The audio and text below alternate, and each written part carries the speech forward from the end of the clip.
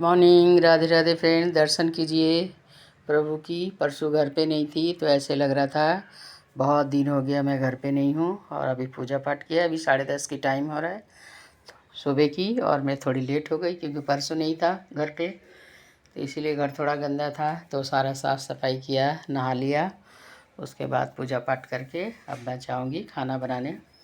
तो दर्शन कीजिए प्रभु की और बोल दीजिए एक बार राधे राधे।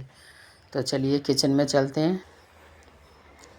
तो किचन में है, यहाँ सब्जी लिया, अभी सब्जी ठेले वाले से मैंने ये भिंडी लिया, शिमला मिर्च लिया, सबको धो के रखना है। टमाटर लिया 30 रुपये किलो, और एक देसी खीरा था 40 रुपये किलो है। ये 40 रुपया, देसी वाला 50 रुपया। तो ये सब्जी लिया, सब्जी बनाऊंगी, दाल बनाऊंगी, उसके बाद 12:30 ड्यूटी के लिए निकल जाऊंगी। तो राधे राधे।